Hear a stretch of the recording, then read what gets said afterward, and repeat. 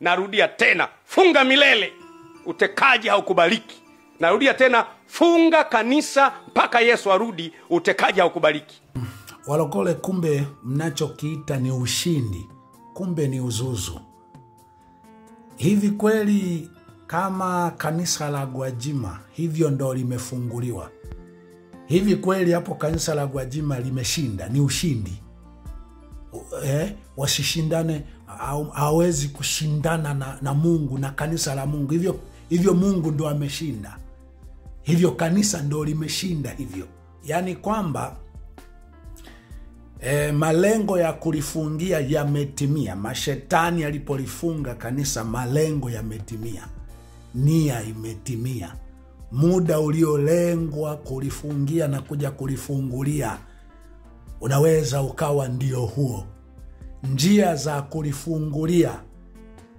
Nimeshangaa sana. Nimepita kwenye mitandao mbalimbali, nakuta kuna posti za watu wengine, naona kama hao ni kama akili zao, mbona naziona kazi kwa sawa. Na unakuta wameposti ushindi umepatikana. Hamwezi mkashindana na kanisa la Mungu mkalishinda. Kwa huko ndo kushinda. Hivi kweli kwa akili ndogo tu yoyote unaweza kuwa nayo, uwezi ukawa unaona kwamba mkakati, malengo ilikuwa ni hivyo, lifungwe hivyo kwa muda huo, lije lifunguliwe kwa baada ya kile kinachoitwa uchaguzi? Hauoni kwamba kuna namna nyingi tu zinaonyesha ramani na mipango ilikuwa ni hivyo? Turudi kwenye limefunguliwa. Limefunguliwa nini? Lilifungiwa nini? Limefunguliwa nini? Hivi ushindi wa kirokole, wa walokole, ni wachungaji kula sadaka? Yani ni vile watu watakuja, mtakula sadaka, watakula sadaka. Mimi nahisi walokole mnachopigania ni kula sadaka. Nahisi amna lingine kwenu. Ushindi ni kupata mfereji wa kula sadaka. Limefungwa kwa ajili ya nini? Limefunguliwa, lilifungwa kwa ajili ya nini? Je, kile alichokifanya Gwajima wakifanya wachungaji wake, wakakemea utekaji, wakakemea mauaji, je, kanisa litakuwa salama? Na wasipokifanya, bado litabaki kuwa ni kanisa lenye sifa za kuitwa kanisa, au misukule au machawa? Nataka ufahamu, hakuna kanisa lililosimama kuwa kanisa lilitambulika, lilikuwa salama kutoka kwa mamlaka za kishetani, mamlaka za uovu. Kanisa wakati wote linapinga utekaji, linapinga mauaji, linapinga dhuluma, linapinga ufisadi, linapinga maonezi. Na hakuna wakati wowote mhubiri au kanisa lilisimama kupinga hayo likawa salama. Haya, limefunguliwa, kama ndo kufunguliwa hivyo, litapewa masharti ama uangalizi chini ya miezi 6. Umeshaona uangalizi huo utakuwa unaliangalia kwenye nini? Kwa vyovyote vile uangalizi utakuwa umebezi kwenye msigusie mauaji, msidai waliotekwa, msidai damu za waliouawa, msidai haki. Hebu fanyeni kimisukule hiki kinachofanywa na hao ambao wanaendesha magari ya kifahari mjini humu kupitia mateso ya watu. Na hilo litakuwa ni kanisa. Yani bado litakuwa ni kanisa. Sijui nisemeje mwananchi, lakini kanisa kabisa huwa aliachi kudai haki kutendeka. Kwa bahati mbaya mpaka watu wanakuwa hata wakiwa wamekufa bado hudai haki. haki hususan ya uhai. Na kitu pekee ambacho makanisa mengine yote yanaweza kaonekana yako salama ni kutambua thamani ya uhai wa binadamu. Mwanadamu wenzao anachinjwa hapo, anauawa hapa, anatekwa hapa, wengine wanalia pale.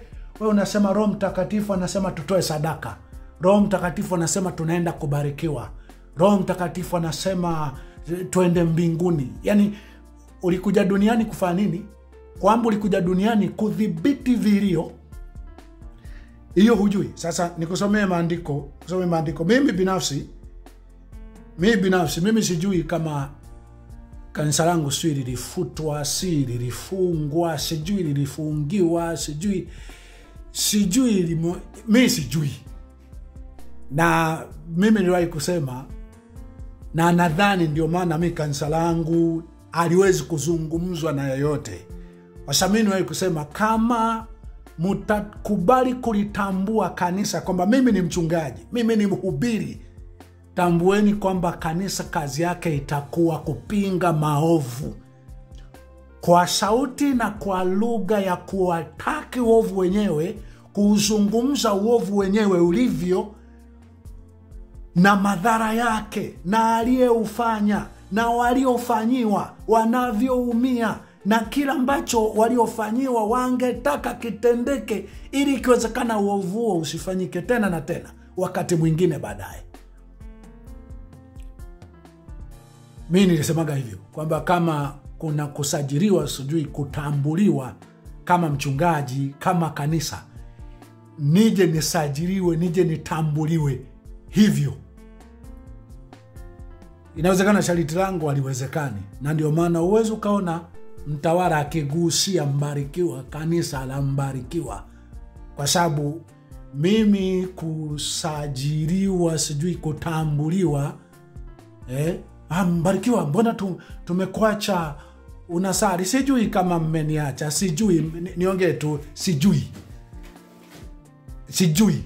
Mimi nachojua niko nyumbani. Kuna watu wanalewa wakiwa nyumbani, kuna watu wanakuwa na sherehe wakiwa nyumbani za birthday za nini. Sidhani kwamba nikiwa nyumbani kumwomba Mungu tu, hiyo ndo hutataka.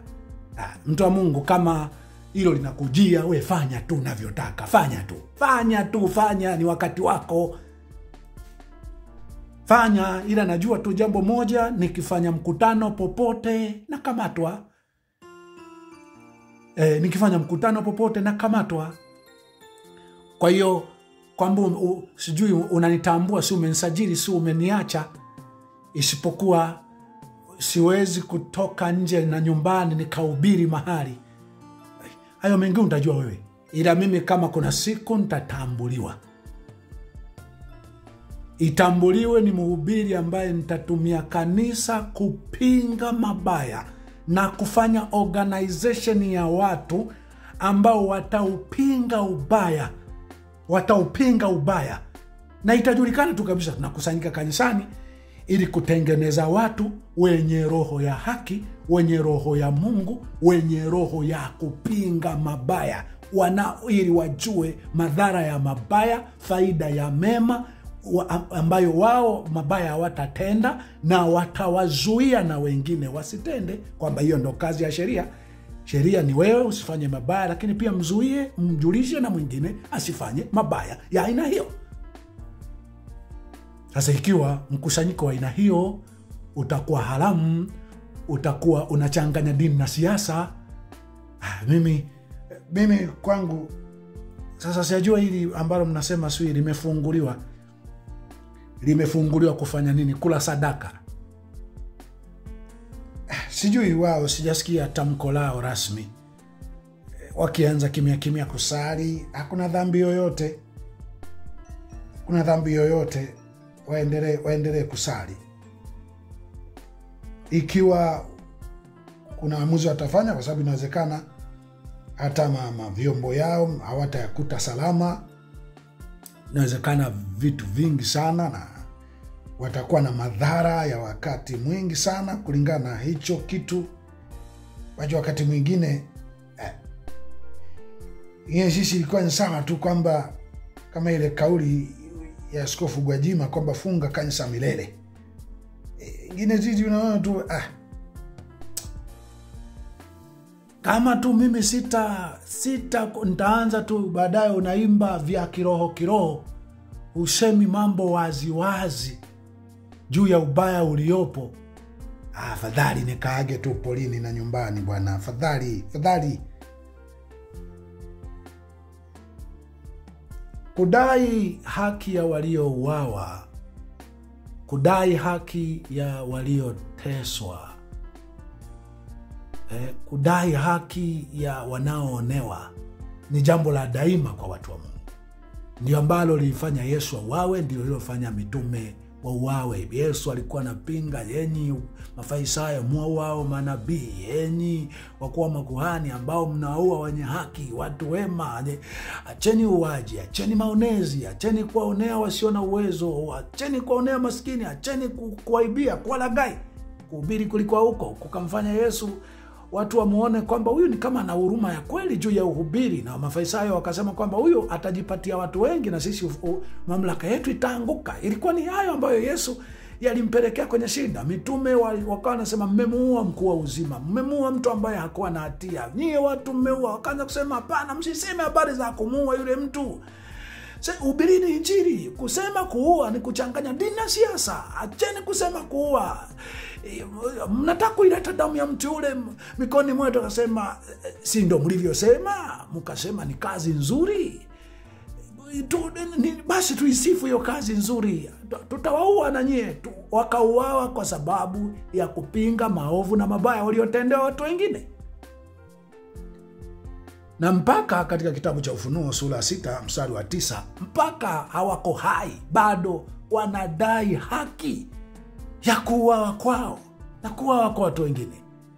Mstari wa 9 sema, na alipoifungua muhuri ya 5 nikaona chini ya madhabahu roho zao waliochinjwa kwa ajili ya neno la Mungu na kwa ajili ya ushuhuda waliokuwa nao. Wakalia kwa sauti kuu wakisema, Mola mtakatifu mwenye kweli, hata lini kutokuhukumu wala kuipatia haki damu yetu kwa hao wakaao juu ya nchi? Hao walichinjwa, waliuawa, lakini pamoja na wakiwa katika hali hiyo ya kuuawa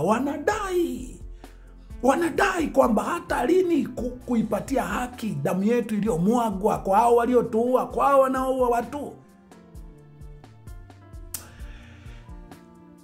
Kanisa limefunguliwa, kanisa limeshinda. Huwezi kushindana na kanisa. Mimi nahisi kinafanya na machawa tu, nafanya na machawa tu ili uonyeshe kwamba mashetani sasa wamekuwa na roho ya Mungu. Sasa mashetani wana huruma. Sasa mashetani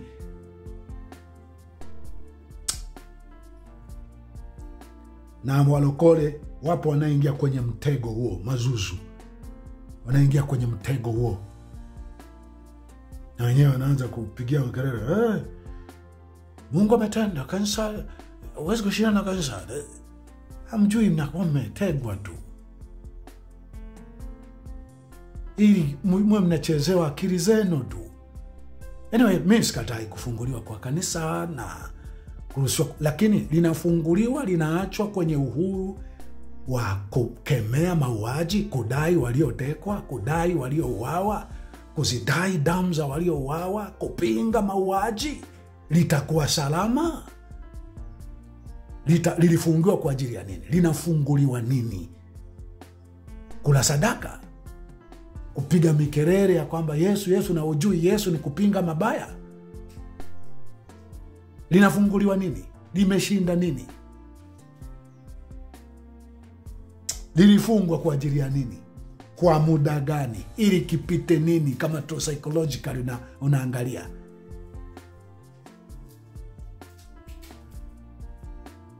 Hebu nikusomee kazi za kanisa na uone kama iliwahi kuwa salama. Kwanza, kanisa daima ni kuangusha kila jambo ovu, kila mpango mwovu. Na hapa kuangusha sio kuombea kama mlivyodanganywa. Hapa na neno kuombea hapa lina kupinga.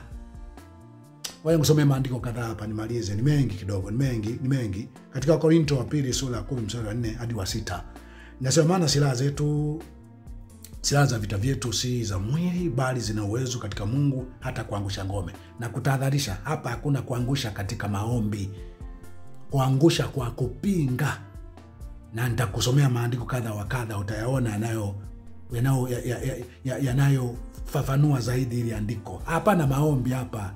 Kuangusha ngome hapa ni kitendo cha kukabiliana na ubaya mpaka ubaya unaanguka.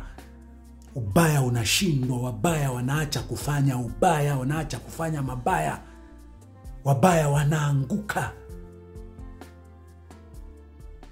Mstari wa 5. Tukiangusha mawazo ya kila kitu kilichoinuka kijinuacho juu ya elimu ya Mungu, na tukiteka nyara kila fikra ipate kumtii Kristo. 6.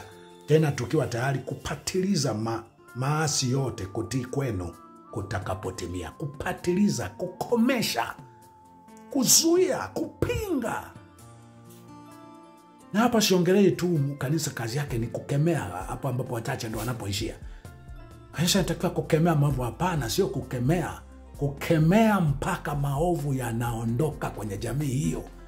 Mpaka waovu hawawi ndio watawala, wanakuwa na sauti. Biblia ilishasema muovu atawalapo watu huugua. Kwa hiyo huyu anayesimama hapo kama ametapakaa midamu, kaua watu, ndo kawa hapo kwenye nafasi hiyo. Ujue hana tangazo la heri kwako. Waovu watawalapo watu huugua. We jua tu, leo atakufurahisha akuvute, kesho atakuliza tena. Kwa sababu uovu wa damu hausafishiki kwa maneno yanayoonekana ya huruma na kujishika kifuani hivi, kuonyesha kabisa kwamba jamani tuwe kitu kimoja, jamani tujenge nchi. Ujenge nchi juu ya damu? Umetapakaa damu, unajenga nchi? Step down, ondoka kwenye kinafasi hicho cha damu.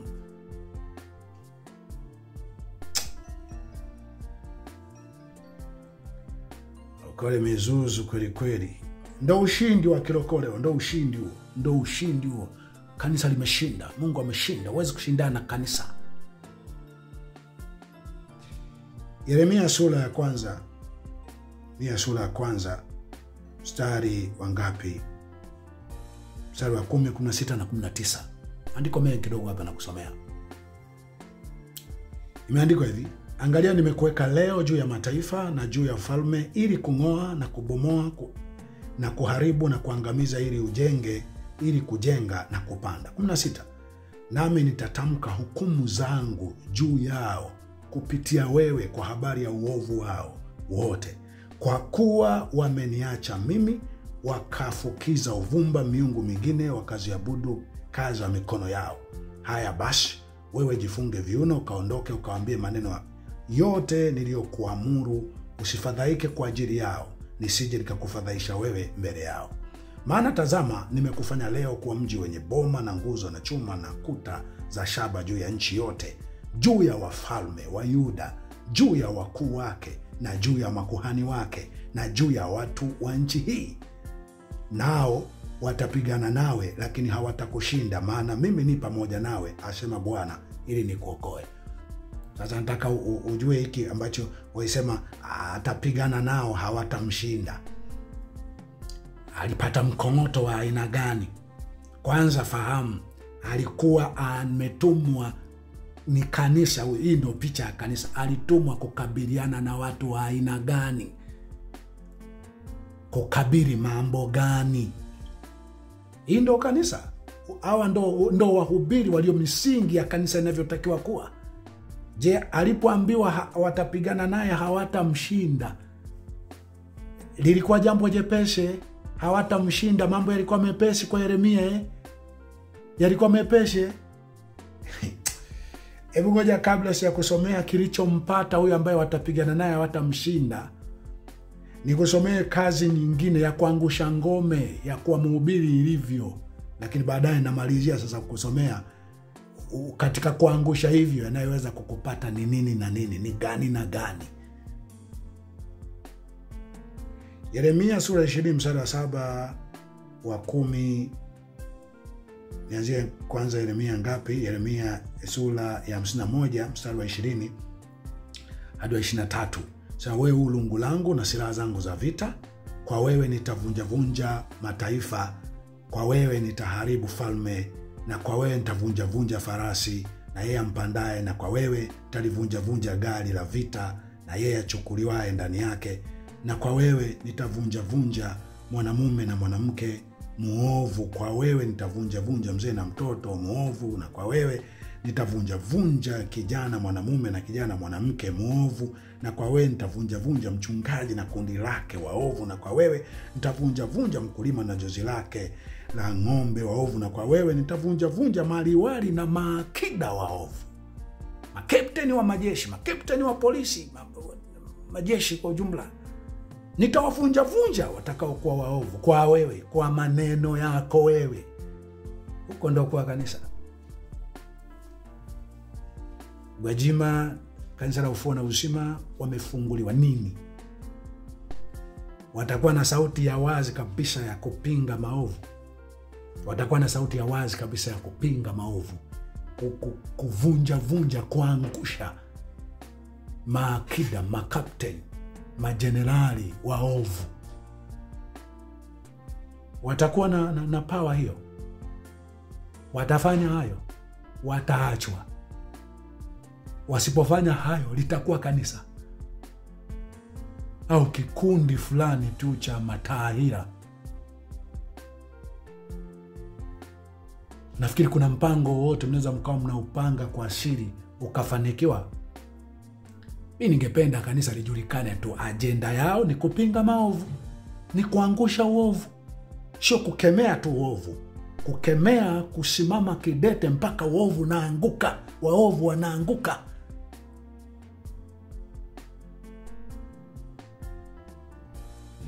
Kuna kanisa inaweza likasajiliwa na likabaki salama, likawa linapinga maovu. Si ni haya misukule tu. Ya matapeli tu, majambazi tu haya. Ndio yanaweza kasurvive. Otherwise mpaka mtawala mwenyewe awe na chembe ya ubinadamu, awe na chembe ya haki, awe ni mtu ambaye yeye mwenyewe hachangamani na uovu, yuko tayari kupoteza cheo, lakini asiwe pamoja na uovu, asiwe pamoja na waovu, asishiriki mipango ya waovu, chama cha waovu. Huyo ndo mtawala ambaye anaweza akawa sasa anaruhusu kanisa la haki liwepo na liwe salama. Hebu tuone huyo Yeremia ambaye ataponda, Yeremia ambaye Bwana atakuwa pamoja na yeye, watapigana naye hawatamshinda. Tuone ambaye watapigana naye hawatamshinda. Msikie ambacho ameanza kukisema hapa katika Yeremia sura ya 15 mstari wa 10. Anasema, ole wangu mama yangu, kwa kuwa umenizaa mtu wa kuteta na mtu wa kushindana na dunia yote. Mimi sikukopesha kwa riba, wala watu hawakunikopesha kwa riba, lakini kila mmoja wao hunilaani. Nimekuwa mtu wa kushindana na ulimwengu wote, kila mmoja hunilaani. Huyo ni mtu sasa watashindana naye. Mara kadhaa amefungwa gerezani, mara kadhaa amekaa kwenye mateso, ametumbwa kwenye mashimo yenye matope. Yeremia amenusurika kimaajabu. Kimaajabu. Makanisa yana mateso gani? Makanisa ambayo iliandikwa hivyo, kanisa kiujumla palipokuwa na uovu alikuwahi kustarehe. Mtumishi wa Mungu kabisa, mhubiri hakuwahi kustarehe. Kanisa inaweza likastarehe uovu kikoma. Daudi anasema, hata asubuhi nitawaharibu waovu na kuwatenga na mji wa Bwana, katika Zaburi 101 mstari wa mwisho pale. Wakati wa Daudi alipowatenga waovu na mji wa Bwana, ndo unasikia nchi ilistarehe, watu walistarehe. Kila alipotawala mfalme mwenye haki, ndo dunia, nchi ilistarehe. Ndo kile kilichoandikwa kwamba muovu atawalapo watu ugua, watu watalia, Watu wanapolia kanisa haliwezi likawa lenyewe linaona kufanikiwa, baraka za Bwana, linaona ushindi katika ulimwengu wa roho. Lazima liwe mstari wa mbele kuhakikisha hii hali hapana, isisimame, isidumu, na muovu yoyote aliyekalia kiti chochote anatakiwa kuondoka kwenye nafasi hiyo. Hebu tumsome huyo ambaye watashindana hawatamshinda. Yeye ni lungu la Bwana, silaha za vita. Baadaye mambo yalikuwaje? Sikia anachosema katika Yeremia 20 mstari wa 7, wa 10, wa 14 hadi 18. Mstari wa 7 hadi wa 10, wa 14 hadi 18. Anasema, Bwana, umeniadaa nami nimehangaika. Wewe una nguvu kuliko mimi, ukashinda. Nimekuwa kitu cha kuchekesha mchana kutwa. Kila mtu hunidhihaki. Maana kila nenapo napiga kelele nalia, dhuluma na uharibifu. Kwa kuwa neno la Bwana limefanya shutumu kwangu, na dhihaka mchana kutwa. Nami nikisema sitamtaja wala sitasema tena kwa jina lake, basi ndipo moyoni mwangu kumekuwako kama moto uwakao, uliofungwa ndani ya mifupa yangu, nami nimechoka kwa kustahimili, wala siwezi kujizuia. Maana nimesikia mashutumu ya watu wengi, hofu ziko pande zote, lakini rafiki zangu wote wananivizia nisite. Husema, mshitaki nasi tutamshtaki, huenda akahadaika nasi tutamshinda, tutajilipiza kisasi kwake. Kabla sijaendelea mstari ya mwisho wa 14 mpaka 18, niseme huyo jamaa anasema nimehadaika. Mungu alisema utaangusha ngome, utawaangusha wa maliwali, utaangusha kila uovu, utasema wewe, lakini umenihadaa nami nimehadaika. Kumbe nasema mimi, mateso nayapata mimi. Hilo ndio kanisa. Ni misukosuko mpaka uovu unaanguka, ama wewe unakufa, unauawa duniani. Katika Ebrania 11 kwanza mstari wa 32, 33, 34 pale anasema hawa jamaa walilala kwenye mashimo, kwenye mapango ya nchi, walivaa ngozi za kondoo, ngozi za mbuzi. Wasikubali ukombozi, wasikubali mambo ya baki hivyo yalivyo. Hawakukubali mambo ya baki yalivyo. Hawakukubali. Sisi kanisa unastarehe. Watu wanalia, unastarehe, unajiita kanisa. Upo umetulia, unahubiri vitu havihusiani kabisa na kilio na uchungu na maumivu ya watu. Katika Isaya 40 nasema watulizeni watu mioyo. Huwezi kumtuliza mtu moyo isipokuwa umemwambia cha kufanya kulingana na situation iliyopo. Au umemwonyesha kimefanyika kitu kinachomtoa kwenye shida iliyopo. Nisome mstari wa 14. Huyu Yeremia ambaye Bwana amemwambia atang'oa, apande, watashindana naye, watamshinda. Soma anayoyasema hapa. Mstari wa 14. Anasema, na ilaaniwe siku niliyozaliwa, isibarikiwe siku ile alionizaa mama yangu. Na alaaniwe mtu yule aliyemletea baba yangu habari akisema, umezaliwa mtoto mwanamume, akimfurahisha. Mtu huyo na awe kama mijire ambayo Bwana aliangamiza asijute. Na asikie kilio asubuhi na keleza fujo adhuhuri. Kwa sababu hakunioa nilipotoka tumboni, na hivyo mama yangu angekuwa kaburi langu, na mimba yake siku zote nzito. Nalitoka tumboni kwa sababu gani? Kuona tabu na huzuni, hata siku zangu ziharibike katika aibu. Huyo ndo aliahidiwa na Mungu. Yaona anayoyasema. Lakini Yeremia heavy. Kapitia hayo, lakini heavy duty. Ni mtu kajaa, ndo watu. Na maisha kwa kusema kanisa alihitaji kustarehe kwa namna yoyote, kusherehekea kwa namna yoyote kwamba ni ushindi, wakati maelfu damu zimemwagika, na pengine waliomwaga ndio vilanja wakutoa miongozo, hiki kiende pale, hiki kiwe pale, mwenye kuhubiri hubiri yote, ila usiseme habari za vifo, habari za mauaji, habari za utekaji, habari za ufisadi, habari za dhuluma, habari za maonezi, na bado misukule hao waitwe kanisa. Wananchi, mimi nadhani ndio maana nasemaga, nadhani duniani nilishushwa kwa kimakosa. Hata najiulizaga kwa nini mama yangu, mimi mama amezaa watoto 11, mimi ndo wa 11. Historia inasema toka mwaka 76 alitaka asizae, alitumia njia zote za hospitali.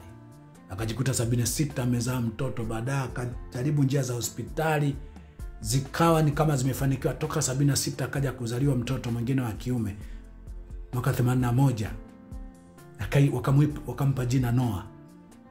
Mama akijua pengine hii ni bahati mbaya, haitatokea tena, mwaka 83 ndo nikazaliwa mimi. Wakanipa jina Nsajigwa, sui Mbarikiwa, sui walichanganya, ni majina mawili hapo, hiza Sajira au Msajigwa. Amenibariki ama Mbarikiwa. Nilipoandikisha shule ndo nikachagua iwe tu Mbarikiwa, kwa sababu alikuwa Mbarikiwa fulani mtata mahali katika namna hasi. Mimi pengine Mungu ainiongoza nichague Mbarikiwa, kwa sababu huenda itakuwa mtata katika namna chanya. Kama utaiona haina hekima, lakini mimi ni hivyo tu. Nikiangalia nasema inawezekana mimi sikuwa wa kuzaliwa. Sikutakiwa kuzaliwa mimi, kwa sababu siamini kustarehe kwa namna yoyote. Na huenda Mungu aliniruhusu mimi nijeruhiwe sana ili niwakilishe moyo wa Mungu. Nimewakilisha, sijawakilisha, potelea pote. Potelea pote. Nilipotea, hata kutokea kwemo duniani ndo kupotea kwenyewe. Mimi nahisi, kwa sababu nahisi ni kama sifanani, sielekeani na dunia. Sielekeani, kama kila kitu naikosea dunia. Kila kitu na kitafsiri tofauti na dunia inavyokwenda. Na dunia kwa sehemu kubwa haitaki kabisa mimi niwe hai. Na mimi kabisa sitaki hata kuwemo kwenye dunia yenu. Ndio maana vitu vingine najaribu kuvifanya, kama ndo nitawachokonoa mniue haraka mtafute kwa gharama yote. Fanyeni hilo kama Mungu atawaruhusu. Nitajaribu kuishi kwa namna yote ya kujali na kuonyesha Mungu niko tayari kutimiza kusudi ulilotaka. Lakini kwa namna hiyo mkinipata mkaniua, mimi sawa tu. Sawa tu. Asanteni sana kwa kunisikiliza.